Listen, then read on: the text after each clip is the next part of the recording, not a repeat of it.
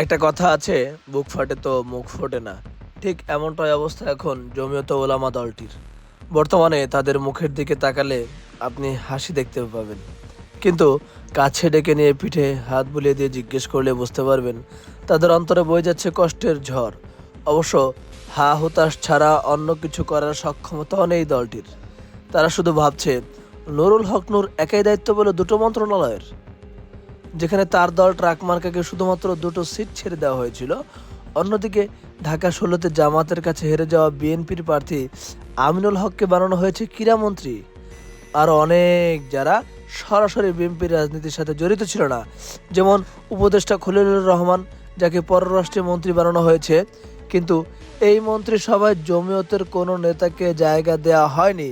তারা ভেবেছিল অন্তত ধর্ম মন্ত্রণালয় বা ধর্মমন্ত্রী তাদের কাউকে দেওয়া হবে, কিন্তু সে আশায় গুড়েবালি। যে আশায় সারা দেশে মাত্র 4টা আসনের লোভে বিভিন্ন রকম ফতোয়াবাজি করলো, সবার বিরুদ্ধে গিয়ে প্রচার করলো বিএনপি একমাত্র আল্লাহর মনোনীত দল, তারাই নাকি মদিনার আইনে দেশ পরিচালনা করবে। কিন্তু এখন তাদের চোখ খুলে গেছে, তারা বুঝে গেছে তাদেরকে ব্যবহার করা হয়েছে। তাদের দিয়ে ইসলামপন্থীদের ভোট ভাগ করা হয়েছে। ব্যবহারের পর টিস্যু যেমন কেউ পকেটে রাখে না, ডাস্টবিনে ফেলে দেয়, ঠিক তেমনি একই কাজ তাদের সাথেও করা হয়েছে।